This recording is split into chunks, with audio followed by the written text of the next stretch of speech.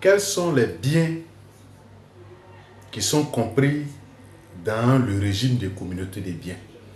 Parce qu'on parle de régime de communauté des biens, mais quels sont les biens qui sont dans le régime de communauté des biens et quels sont les biens qui ne sont pas compris dans le régime de communauté des biens? C'est de ça qu'on va parler aujourd'hui. D'abord, le régime de la communauté des biens commence à compter du jour du mariage. Il faut dire que c'est le premier régime en Côte d'Ivoire. C'est le premier régime depuis 1964 en Côte d'Ivoire. Donc, quels sont les biens qui tombent dans la communauté et quels sont les biens qui ne tombent pas dans la communauté? Selon la loi ivoirienne relative au mariage, sont considérés comme biens communs à compter du jour du mariage les acquis des différents époux pendant le mariage, les gains, les salaires et les différents revenus des activités respectives des différents époux. Donc je réponds, les actifs acquis dans le mariage, c'est-à-dire les acquis dans le mariage, à compter du jour du mariage, les salaires, les gains et les revenus des activités des différents époux respectifs.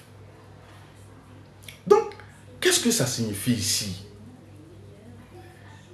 Et lorsque vous vous mariez sur le régime de communauté des biens, à compter du jour du mariage, tout ce que vous allez avoir comme gain, comme les bénéfices de vos activités, si vous êtes commerçante, ou bien vous êtes commerçant, les bénéfices de vos activités, les salaires, si vous êtes fonctionnaire, que ce soit un qui travaille parmi vous deux, que ce soit les deux qui travaillent, dans tous les cas, les salaires, si c'est un seul qui travaille, son salaire, ça sera pour les deux. Si les deux travaillent aussi, les deux salaires seront mis ensemble pour le ménage. Et les revenus des activités, c'est-à-dire vos activités que vous menez durant le mariage, ces bénéfices-là retombent dans la communauté. Maintenant, il y a une précision ici que je dois vous faire. Il y a ce qu'on appelle les biens propres, mais il y a les biens communs. Les biens propres, c'est les biens qu'on a acquis avant le mariage. Les biens qu'on a acquis avant le mariage ne tombent pas dans la communauté. Ça reste des biens propres au propriétaire initial. C'est-à-dire, avant votre mariage, si vous avez un immeuble, si vous avez des voitures, ça ne tombe pas dans la communauté, ça reste pour vous. Mais il y a une précision à faire ici. Les biens propres que vous avez eus avant le mariage, ça reste un bien propre. Je prends un exemple. Vous avez eu un immeuble avant de vous marier. L'immeuble vous appartient.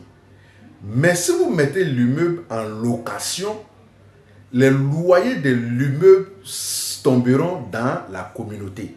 Mais l'immeuble reste toujours pour vous. Puisque les éléments cités comme communauté, il y a les revenus des activités.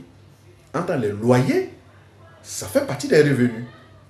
Donc, si votre maison, qui est un bien propre, vous mettez en location pendant votre mariage sur le régime de communauté des biens, les loyers de ce bien propre-là tombent dans la communauté. Les loyers seront pour tout le monde, mais le bâtiment, le mur, l'immeuble en briques et tout, ça restera pour vous. Mais les bénéfices qui sortent de l'immeuble pendant le mariage appartiennent à tout le monde, à la communauté. Donc, c'est une précision qu'il faut faire pour éviter les malentendus entre vous. Donc, je récapitule. Les biens qui tombent dans la communauté, ce sont des revenus, des salaires, les acquis pendant le mariage et les différents gains que les différents époux auront pendant le mariage. Donc, voici un peu les éléments constitutifs des biens ou bien du patrimoine de la communauté. Merci.